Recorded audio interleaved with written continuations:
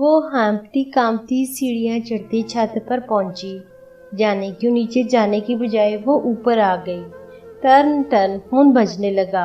یکدم اس نے سائلنٹ کا بٹن دبایا اور سیڑھیوں کی جانب دیکھنے لگی۔ فارس، وہ فون اٹھاتے ہوئے بکھلائی انداز میں بولی، میں نے سب سامان تیار کر لیا ہے، تم کہاں ہو؟ بولتے بولتے اس نے سیڑھیوں کی جانب دیکھا۔ میں بس پہنچنے والا ہوں، تم اطمینان رکھو اور ہاں جلدی سے نیچے آنا، ہمارے پاس وقت بہت کم ہے۔ فارس نے جلدی سے جواب دیتے فون بند کر دیا۔ رانی کے لیے یہ انتظار اتنا طویل ہو گیا جیسے برسوں وہ اس انتظار میں گزری ہو۔ گھبراتے ہوئے وہ چھت کی دیوار کے پاس آئی اور یوں ہی نیچے جھانکنے لگی تھی، مگر یہ کیا، اس کا دل لمحے کے ہزارویں حصے میں جیسے رک سا گیا ہو۔ فارس گلی کی نکڑ پر بائک پر اپنے دوستوں کے ساتھ تھا اور اس کے دونوں دوست بائک سے اتر کر ایک سائیڈ پر ہو گئے اور فارس کا رخ اس کے گھر کی جانب تھا۔ رانی نے دوبارہ اپنا فون نکالا اور فارس کا نمبر ملایا۔ اٹھاتے ہی فارس نے بولا، جلدی نیچے آؤ، میں آ گیا ہوں، اور ہاں دیکھو اپنا زیور اور نقدی ساتھ لیا ہے نا؟ تم اکیلے آئے ہو نا؟ رانی نے اس کے سوالات کو نظر انداز کرتے ہوئے پوچھا۔ ہاں، میں نے اکیلے آنا تھا تو ظاہر ہے اکیلا ہی آیا ہوں، فارس جھنجھلاتے ہوئے بولا۔ تم فوراً آؤ، وقت کم ہے، وہ گھڑی کی طرف دیکھتے ہوئے دوبارہ بولا، مگر رانی پر تو جیسے سکوت طاری ہو گیا۔ تم سچ کہہ رہے ہو، تم اکیلے آئے ہو؟ رانی کی سوئی وہیں اٹکی ہوئی تھی۔ فارس پر جیسے شک گزرا، وہ فوراً نرم انداز اپناتے ہوئے بولا، کیا کوئی اپنی زندگی سے بھی جھوٹ بول سکتا ہے؟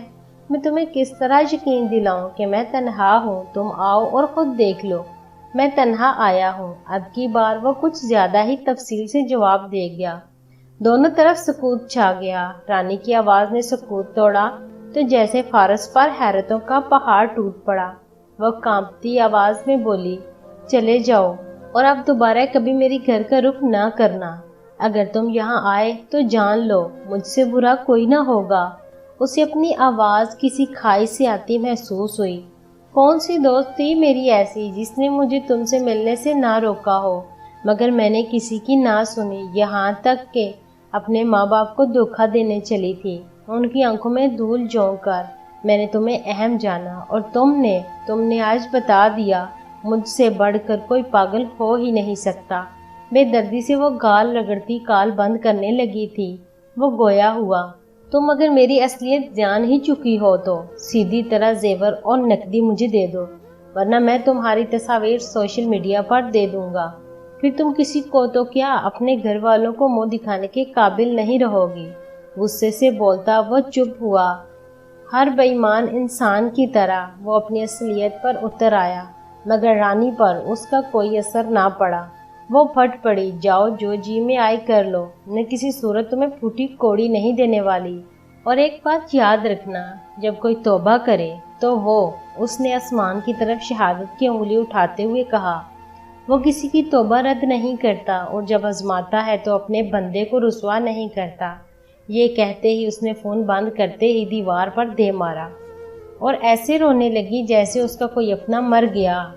مر ہی تو گیا تھا نا اس کا ضمیر۔